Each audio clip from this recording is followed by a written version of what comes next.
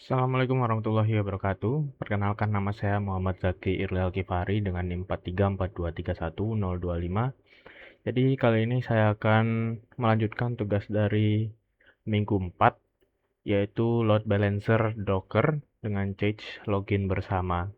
Nah, di sini eh, saya sudah menyiapkan langkah-langkah dari Gemini dengan menggunakan bahasa anak kelas 10. Jadi eh, dengan skema load balancer di Docker dengan satu load balancer dan 4 web server. Nah, kita ingin menjelaskan proses in memory change agar ketika login di server A lalu pindah ke server B, tidak ada proses login ulang ke server baru menggunakan bahasa anak kelas 10. Nah, analoginya seperti ini. Bayangkan ada 4 loket kantin yang kita bisa sebut 4 web server tadi dan satu satpam di depan sebagai load balancer. Nah, tanpa share change, kita melapor untuk ke loket A kalau kita sudah bayar. Nah, ketika kita mau ambil kerupuk di loket B, penjaga loket B bakal nanya, "Kamu siapa? Bayar dulu." Nah, terlihat ribet dan capek. Nah, dengan share change, ada satu buku catatan besar, yaitu Redis. Nah, di tengah kantin yang bisa dibaca semua loket. Jadi ketika kita bayar di loket manapun, nama kita dicatat di situ. Nah, untuk proses teknisnya seperti 6 poin di bawah ini, yaitu untuk login pertama, seperti pada umumnya, lalu akan menyimpan data di server, lalu kita dapat session, lalu pindah server, dan mencek catatan dan akses diberikan. Nah, kenapa kita pakai in memory? Karena kalau nggak disimpan di hard disk, kenapa nggak disimpan di hard disk biasa aja? Karena in memory itu kayak meja belajar. Yang pertama itu sangat cepat dan kedua efisien.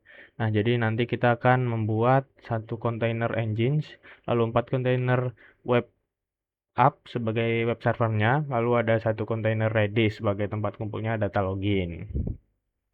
Nah, masuk ke file yang pertama yaitu docker compose YAML. Nah, saya sudah menyiapkan tadi di sini sebelumnya menggunakan ini.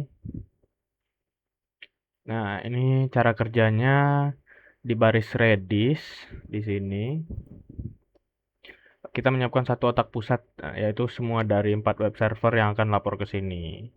Nah, ini adalah perintah Docker langsung untuk membuat 4 buah web server yang identik. Lalu engines itu berdiri di depan port 80. Nah, setiap ada orang yang buka website, engines akan membisikkan kamu ke server 1, kamu ke server 2 secara bergantian, secara round robin. Nah, lalu selanjutnya kita membutuhkan dua file ini. Saya sudah masukkan juga ke sini dan ini.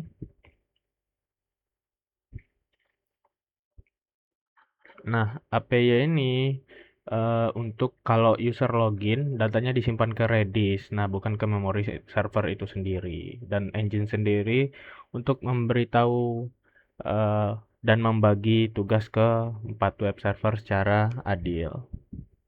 Lalu ada Dockerfile, ini untuk memberitahu Docker cara menjalankan aplikasi Python kita. Lalu eh, ini kita bisa coba dulu sebelum kita mengupdate file Docker Compose-nya. Oke, sebelum kita menjalankan ini, jangan lupa untuk eh, menjalankan Docker desktop-nya hingga engine running agar bisa di start.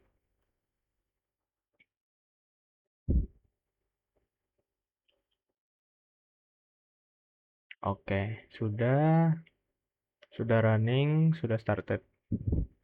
Lalu selanjutnya kita coba untuk eh, update Docker Compose-nya agar load balancer dan Redis berjalan sinkron.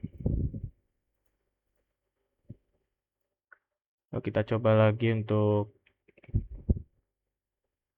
running dan start. Oke, recreate. Started.